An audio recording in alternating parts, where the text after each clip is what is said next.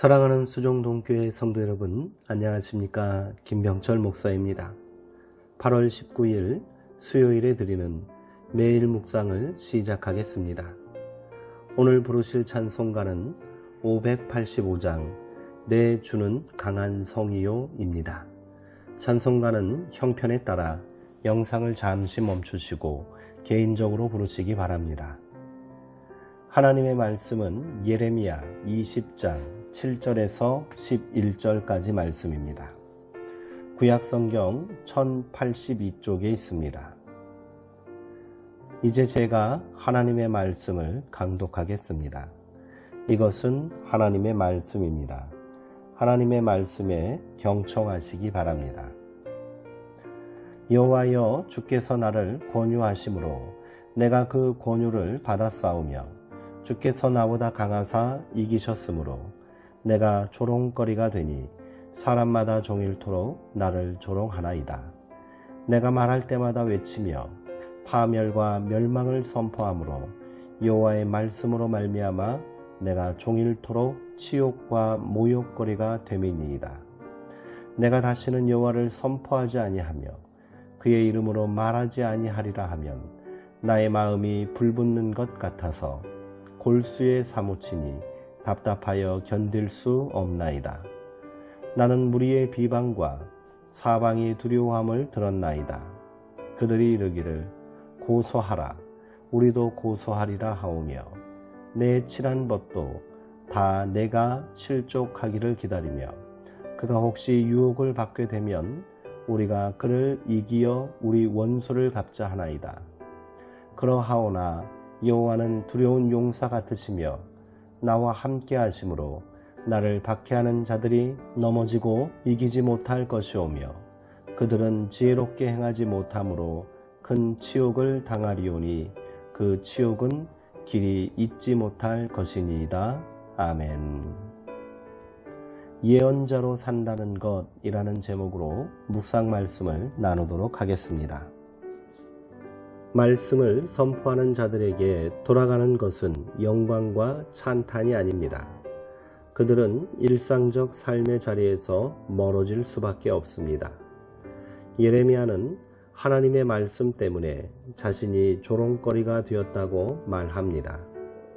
입을 열어 말할 때마다 폭력과 파멸을 외치자 날마다 치욕과 모욕거리가 되고 말았다는 것입니다. 예레미야의 말은 아주 격합니다. 주님, 주께서 나를 속이셨습니다. 내가 주님께 속았습니다. 주님께서는 나보다 더 강하셔서 나를 이기셨으므로 내가 조롱거리가 되었습니다. 번역이 너무 점잖게 되어 있습니다. 나를 속이셨다는 말은 원래 달콤한 말로 자기를 꾀였다는 말이고 나를 이기셨다는 말은 마치 강간을 하듯 힘으로 자기 의지를 관철시켰다는 뜻입니다. 불경스러운 말이 아닐 수 없습니다. 그만큼 예레미야는 절박합니다. 가깝던 사람들이 하나둘 떨어져 나가고 그가 넘어지기를 기다리는 사람들이 오히려 늘어나는 상황을 누가 흔쾌히 받아들일 수 있겠습니까? 그래서 예레미야는 이렇게 다짐했습니다. 이제는 주님을 말하지 않겠다. 다시는 주님의 이름으로 외치지 않겠다. 하지만 그런 다짐도 부질없습니다. 내면에서 솟구치는 어떤 뜨거움 때문에 그는 말을 멈출 수가 없었습니다.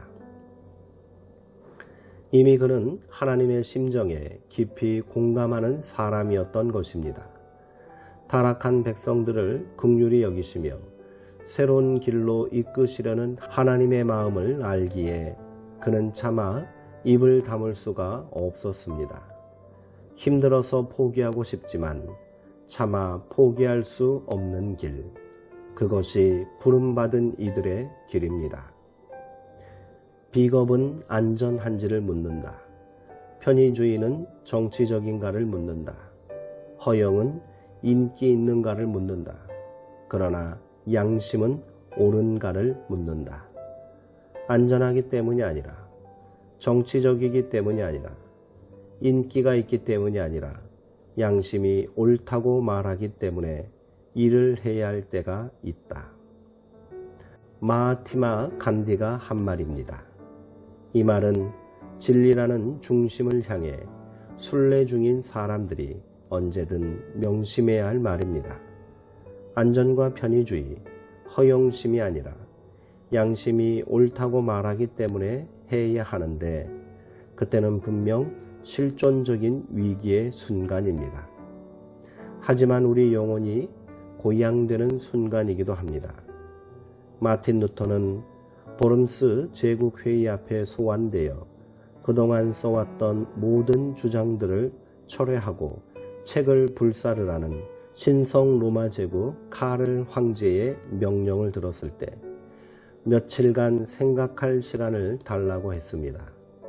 범민의 시간을 보낸 후 그는 황제의 요구를 거부하며 이렇게 말했습니다. 내 양심은 하나님의 말씀에 사로잡혀 있습니다.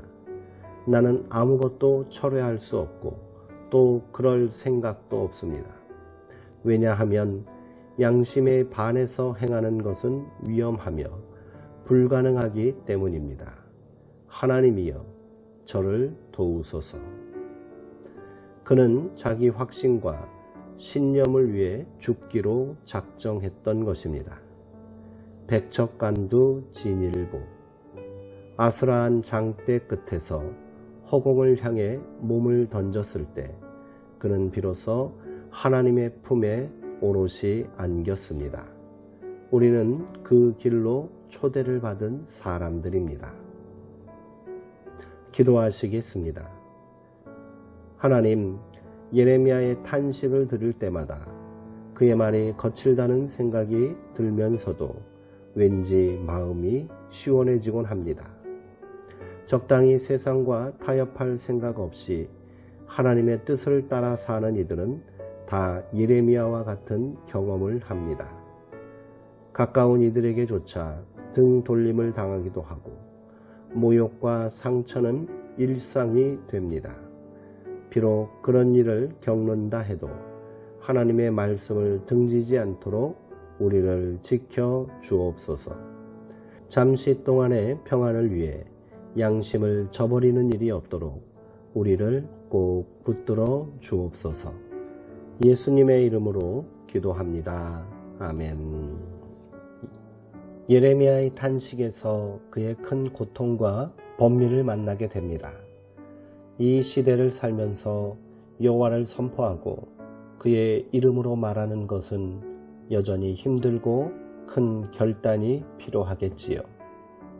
이때 내 마음이 불붙는 것 같아서 골수에 사무치니 답답하여 견딜 수 없나이다 라고 말했던 예언자의 고백처럼 주님을 선포하지 않으면 안 되는 불기둥 같은 심령을 달라고 기도합시다.